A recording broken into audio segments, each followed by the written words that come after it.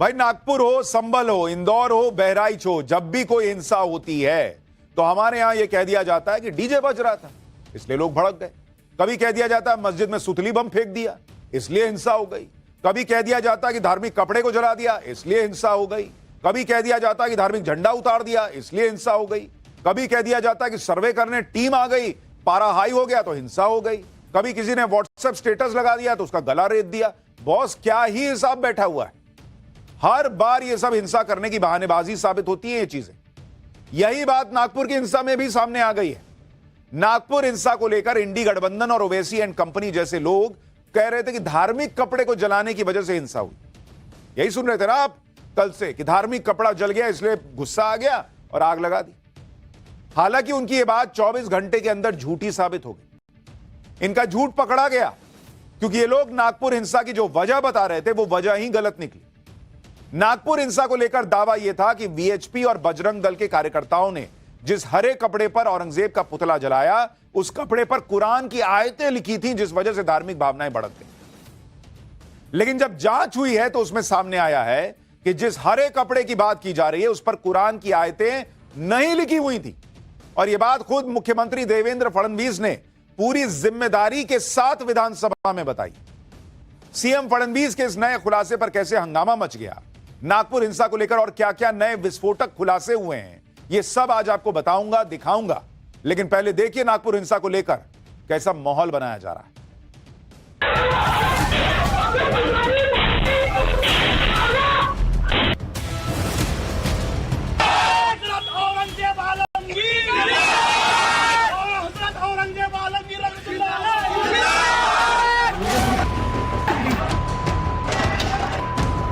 जो भी वहाँ उनकी कब्र है उखाड़ डालो, लेकिन उस वक्त चंद्रबाबू नायडू और नीतीश कुमार जी को जरूर बुलाइए। कि भाजपा को महाराष्ट्र का मणिपुर करना है। औरंगजेब की कब्र नहीं खोद रहे हैं, इस देश की कब्र खोदने की आप कोशिश कर रहे हैं। कि बजरंग दल या विश्व हिंदू परिषद ये लोग तो दंगाई है ना, संविधान विरोधी है, देश विरोधी है, इंसान विरोधी है। आयाती जाळल्या अशा प्रकारचे त्या ठिकाणी मेसेजेस फिरवण्यात आले, त्यांना कबरीत में खोदून काढू सोडणार नाही।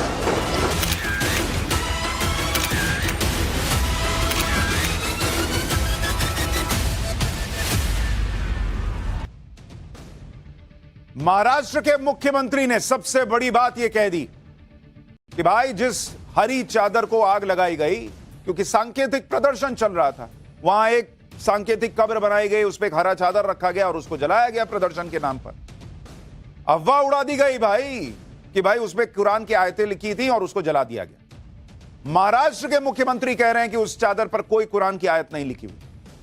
और मुख्यमंत्री देवेंद्र फडणवीस ने यह बातें हवा में नहीं कही, विधानसभा में बोलते हुए सीएम देवेंद्र फडणवीस ने बताया कि सरकार ने प्रदर्शन में इस्तेमाल हरी चादर को वेरीफाई कराया। उस चादर पर आयतें लिखी ही हुई नहीं थी, सरकार ने मैग्नीफाई करके जांच कराई है। इसके बावजूद इस तरह की अफवाह फैलाई। फडणवीस आज विधानसभा में नागपुर हिंसा को लेकर फायर हो गए। फडणवीस ने यहां तक कह दिया कि पुलिस वालों पर जिन्होंने हमला किया है उन्हें कब्र से भी खोद कर लाएंगे। सुनिए एक बार फडणवीस को। जसं त्या ठिकाणी औरंगजेबाची कबर जाळली गेली आणि त्याच्यावर कुठली आयात लिहिलेली नव्हती, कुठलीच नाही, त्याचं नीट आम्ही व्हेरिफिकेशन केलं, त्याला मॅग्निफाय करूनही व्हेरिफिकेशन केलं, पण जाणीवपूर्वक आयाती जाळल्या अशा प्रकारचे त्या ठिकाणी मेसेजेस फिरवण्यात आले आणि त्यातून अशा प्रकारची घटना पुढची जी काही ती घडलेली आहे। पुन्हा सांगतो, नागपूरच्या प्रकरणामध्ये ज्यांनी पोलिसांवर हल्ला केलेला आहे त्यांना कबरीतने खोदून काढू सोडणार नाही। आपने देवेंद्र फडणवीस को सुना, उन्होंने नागपुर हिंसा का असली सच बता दिया कि चादर पर कोई धार्मिक बात नहीं लिखी हुई। लेकिन अब सुनिए कल असदुद्दीन ओवैसी, ये भाई साहब देश के सांसद हैं, असदुद्दीन ओवैसी नागपुर हिंसा पर क्या कह रहे थे। ओवैसी यही थ्योरी बता रहे थे कि कुरान की आयतें वाला कपड़ा जला और पुलिस ने एक्शन नहीं लिया, इसलिए पब्लिक को गुस्सा आ गया। फिर एक लाइन जोड़ दिए कि अरे जो हुआ बहुत गलत हुआ। लेकिन पब्लिक के गुस्से को जस्टिफाई करने के लिए उन्होंने भी झूठ बोला कि वहां आयतें लिखी हुई थी कुरान की, इसलिए यह सब हुआ। एक बार ओवैसी का वो बयान आपको याद दिलाता हूं, सुनिए एक बार, फिर बताऊंगा कि अगर धार्मिक कपड़े को नहीं जलाया गया तो फिर नागपुर में हिंसा भड़की कैसे, उसकी असल वजह जांच में क्या निकल गई। तो आपने क्या किया कि कुरान की जो आयतें हैं, जो वर्सेस हैं कुरान के, जो एक कपड़े पर लिखी जाती हैं, उसको आपने जलाया। और जब ये हरकत हो रही थी तो उसी वक्त जाकर मुकामी वहां के जो मुसलमान और हिंदू लोग थे, जाकर कंप्लेन किए डीसीपी को कि इसको रुकवाइए, देखिए ये जो कपड़ा है जिसपे कुरान करीम के आयतें लिखी हैं, वर्सेस लिखी है, मत करिए। जलाया गया, एक्शन नहीं लिए। उसके बाद शाम में ये सब चीजें हुई। मैं उसका कंडेम करता हूँ वायलेंस का, मगर इसको टोटल देखिए आप कि जो स्टेटमेंट्स एमिनेट हुए हैं, जो स्टेटमेंट दिए गए हैं मिनिस्टर्स की तरफ से, अभी भी दिए जा रहे हैं, भाई आप रूल ऑफ लॉ को फॉलो करिए ना। मतलब आप देखिए कितनी आसानी से झूठ बोल दिया भाई, पूरी भीड़ को जस्टिफाई कर दिया एक तरीके से कि भाई ऐसी चीज हुई तो गुस्सा आ गया। गुस्सा आने का मतलब यह नहीं है कि जब गुस्सा आया पत्थर चला दिए, जब गुस्सा आया शहर जला दिए, किसी दिन देश जला दोगे क्या। लेकिन जो गुस्से की वजह भी बताई गई वो भी झूठी निकली। नागपुर हिंसा को लेकर कल से ओवैसी जैसे नेता यह माहौल बना रहे थे कि भाई ये भीड़ तो अचानक इसलिए भड़क गई क्योंकि धार्मिक कपड़े को जलाया गया। लेकिन 17 मार्च के बाद का जो नया वीडियो अब हाथ लगा है उसमें साफ पता चल रहा है कि मामला धार्मिक कपड़े को जलाने का था ही नहीं। गुस्सा तो औरंगजेब को लेकर था। शायद मैसेज देना था मोदी को, आरएसएस को कि देखो मुसलमान सड़क पर उतरकर क्या कर सकता है। आप देखिए 17 मार्च की दोपहर को नागपुर में पुलिस स्टेशन के बाहर जो भीड़ जुटी थी वो कैसे औरंगजेब जिंदाबाद के नारे लगा रही है। सुनिए एक बार इस भीड़ को।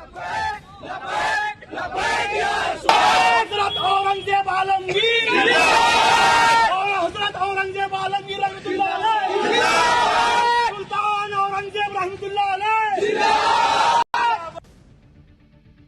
औरंगजेब जिंदाबाद के नारे लग रहे हैं। म्यूजिक बज जाए, डीजे बज जाए, कोई जीत का जश्न मनाते हुए गुजर जाए सामने से तो इनका पारा हाई हो जाता है।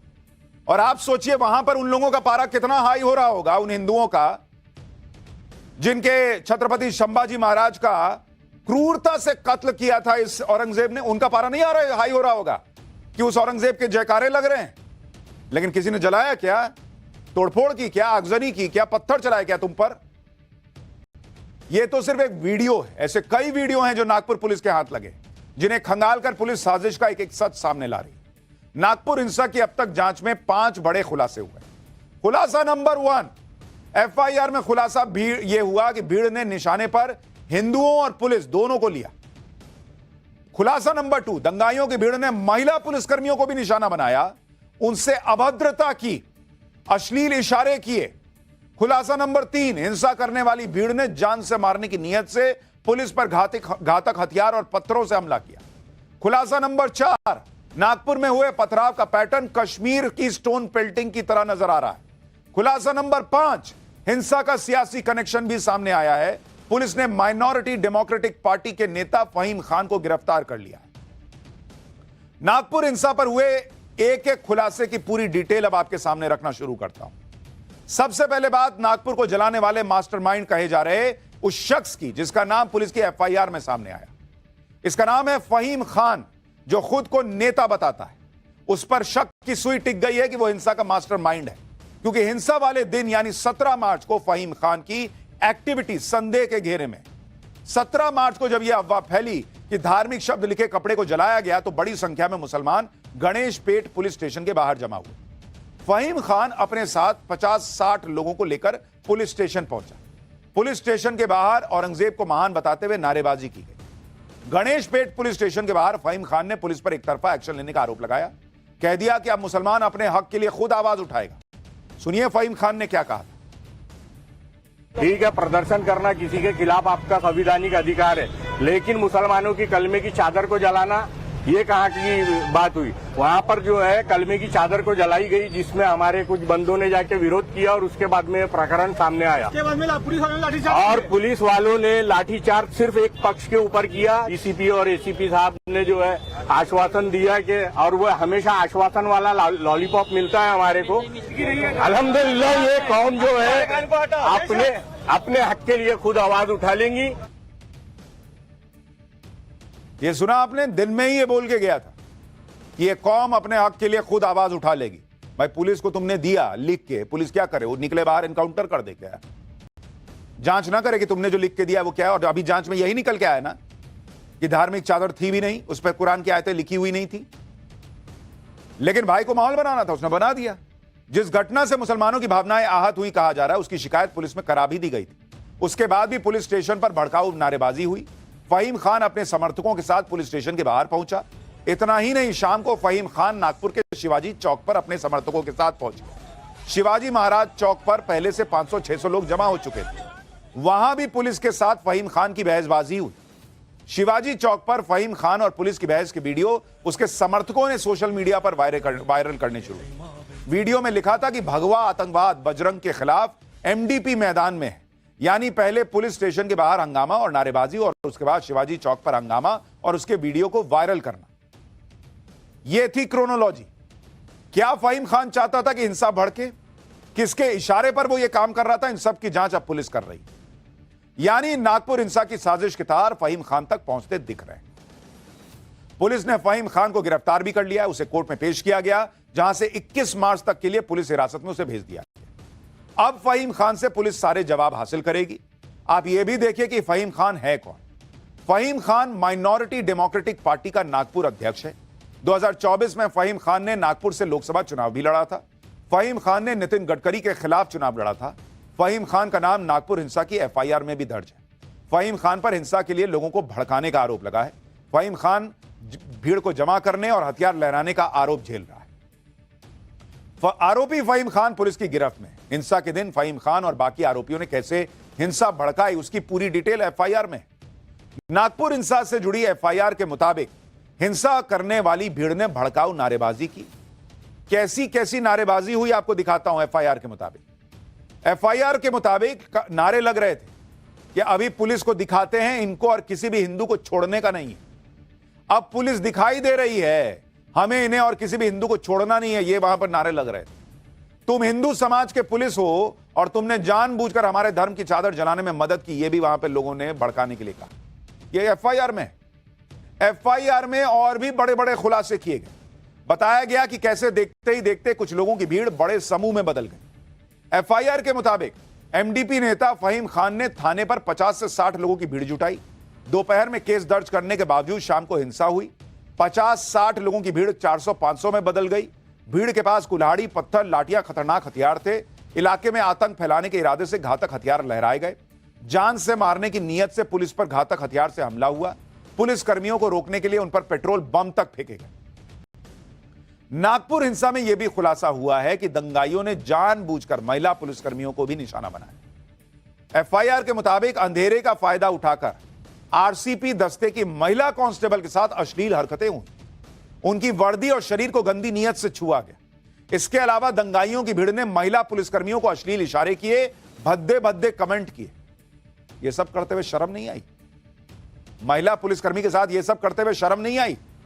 तब अपने धर्म का ख्याल नहीं आ रहा था? यह सारा खुलासा पुलिस के एफआईआर से हुआ है। यानी पहले से प्लानिंग बनाकर भीड़ इकट्ठा करके नागपुर में हिंसा भड़काई गई। यह बात धीरे धीरे स्पष्ट होने लगी। पुलिस और वो भी महिला पुलिस पर हुए हमले से महाराष्ट्र सरकार एक्शन में आ गई। महाराष्ट्र के गृह राज्य मंत्री भी कह रहे हैं कि यह हरकत करने वालों को किसी कीमत पर छोड़ा नहीं जाएगा।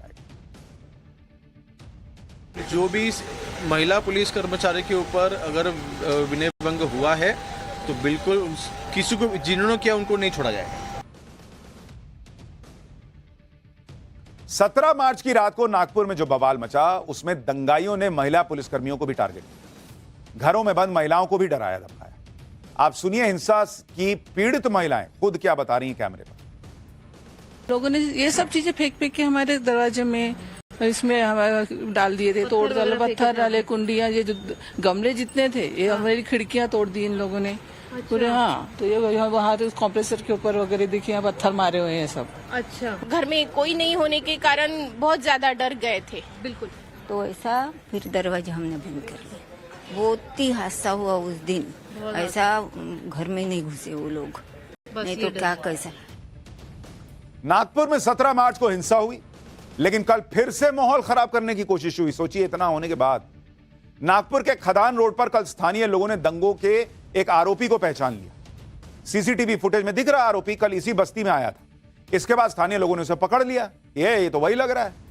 आरोपी 17 मार्च को 8 लोगों के ग्रुप के साथ लाठी डंडे लेकर बस्ती में आया था। सीसीटीवी में दिख रहा है कि आरोपी ने हरे रंग की शर्ट पहनी थी और वही शर्ट पहनकर वो कल फिर से बस्ती में आया था। तो सीसीटीवी के आधार पर लोगों ने आरोपी को पकड़ लिया कि ये वही है, देखो वही है।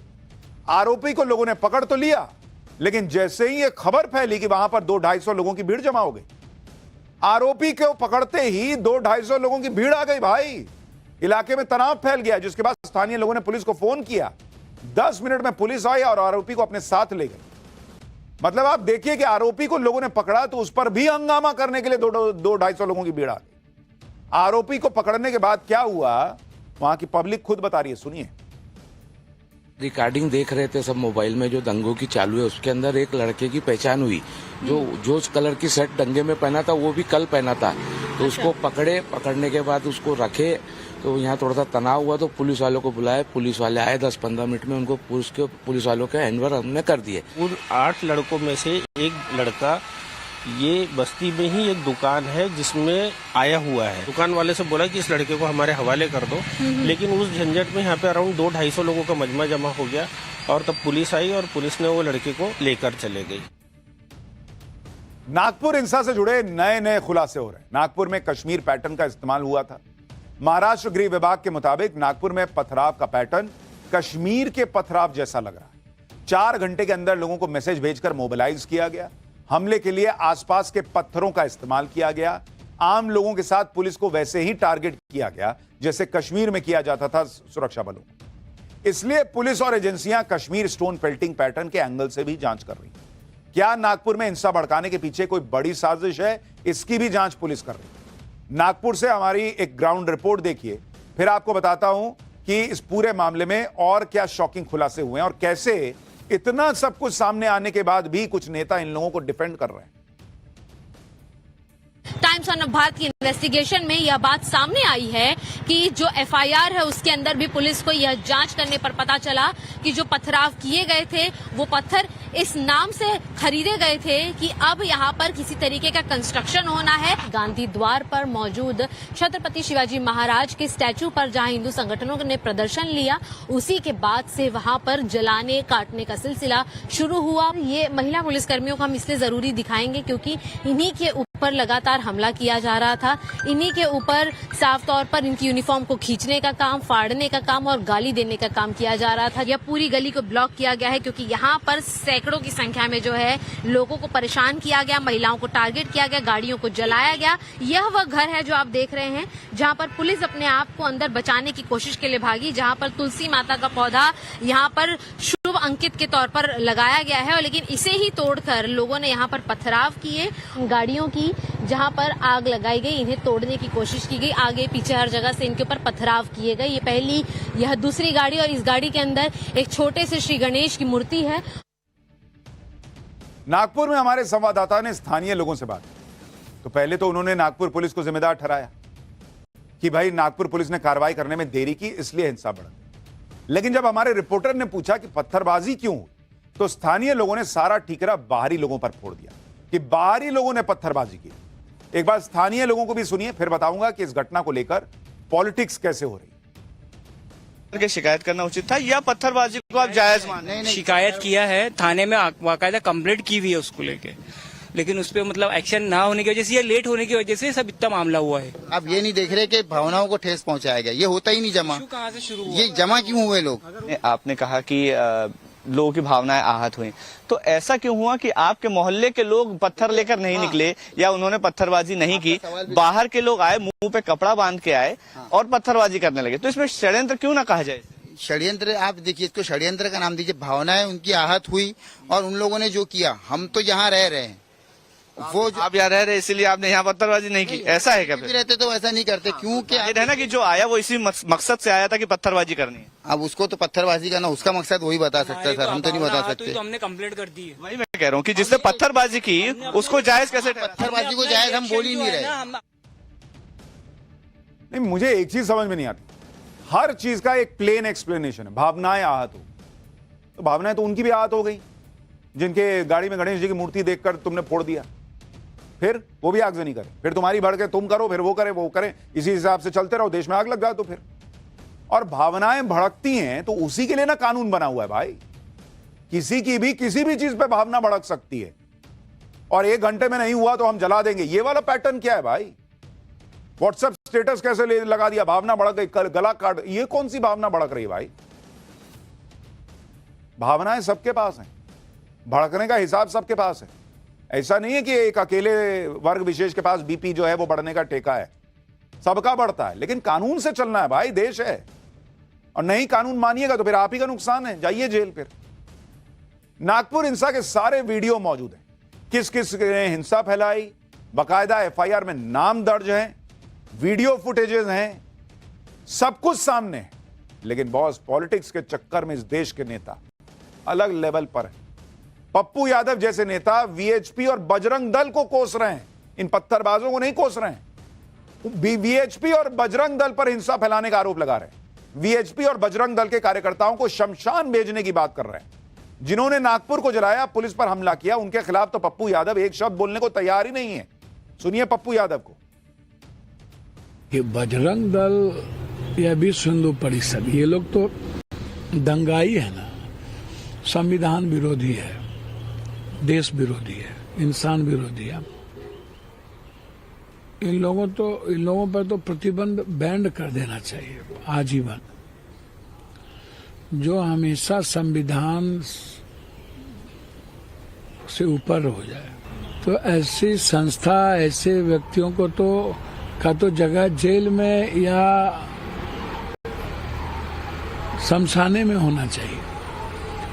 कोई कंप्रोमाइज नहीं करना चाहिए देश की संप्रभुता से। सही बात है, इनका हिसाब यह है कि जो डेमोक्रेटिक तरीके से प्रदर्शन कर रहा था बजरंग दल, वीएचपी, उसको तो शमशान में होना चाहिए, मतलब मार देने की बातें कर रहे हैं एक तरीके से, इशारे इशारे। लेकिन जिन्होंने पत्थर चलाया, जिन्होंने आगजनी की, जिन्होंने दंगे भड़काए, उन लोगों के इनके हिसाब से चलिएगा तो उनको माला पहनानी चाहिए। तुमने बहुत अच्छा काम किया दोस्त। ये इस देश की पॉलिटिक्स का हिसाब है। नागपुर में हिंसा का औरंगजेब से कनेक्शन साफ दिख रहा है, लेकिन इस मामले में खूब पॉलिटिक्स चल रही है। कल तक उद्धव ठाकरे की पार्टी कह रही थी कि औरंगजेब की कब्र को महाराष्ट्र से नहीं हटाना चाहिए क्योंकि वो शौर्य का प्रतीक है। लेकिन अब उद्धव कह रहे हैं कि कब्र हटानी है तो हटाओ, साथ में कुछ शर्तें जोड़ दी उन्होंने। सुनिए नागपुर हिंसा पर उद्धव ठाकरे और उनके बेटे आदित्य ठाकरे क्या कह रहे हैं। जो भी वहाँ उनकी कब्र है उखाड़ डालो, लेकिन उस वक्त चंद्रबाबू नायडू और नीतीश कुमार जी को जरूर बुलाई। नहीं, मैंने कहा ना कि उन्हीं की सरकार है ना, चिल्ला चिल्ले नाटक ढोंग क्यों कर रहे, नाटक क्यों कर रहे? जाओ मोदी जी के पास। और नहीं, और जो बुलडोजर यूपी में चला रहे थे वैसा बुलडोजर चलाओ ना, किसने रोका है? मुख्यमंत्री कार्यालय से क्यों ना कोई रिएक्शन आई जब अफवाहें फैलने लगी थी? क्या उनको पता नहीं था ये होने वाला है? मेरा अंदाज यही है कि भाजपा को महाराष्ट्र का मणिपुर करना है। मणिपुर में अगर आप देखें तो पिछले 1 साल से जैसी बातें हो रही है वैसे ही दंगे हो रहे हैं, किसी ना किसी को जलाया जा रहा है, किसी को मारा जा रहा है। क्या आज वहां इन्वेस्टमेंट जाएगी? यही हाल उनको महाराष्ट्र के करने हैं। और जहां जहां भाजपा को शासन चलाने नहीं आता है वहां दंगे भड़काते। पॉलिटिक्स का आप लेवल देख लीजिए। मणिपुर में क्या समस्या है, यहां क्या हुआ है, दोनों को जोड़ दिए भाई। यह समझ का लेवल है। महाराष्ट्र में जैसे ही औरंगजेब की कब्र को हटाने का मुद्दा गरमाया, वैसे ही मुस्लिम वोटों की राजनीति करने वाले नेताओं को अपनी राजनीति चमकाने का मौका मिल गया। भाई बिहार में चुनाव है, आरजेडी की नजर मुस्लिम वोट बैंक पर है और इसी वजह से ऐसा लग रहा है कि आरजेडी नेता मनोज झा औरंगजेब की कब्र खोदने को देश की कब्र खोदने से जोड़ रहे हैं। एक बार सुनिए, फिर बताऊंगा कि महाराष्ट्र में औरंगजेब के बाद यूपी में सालार मसूद गाजी पर क्यों बवाल मचा हुआ है। देश में कोई भी दंगा और उसकी पड़ताल होगी, यही लोग नजर आएंगे।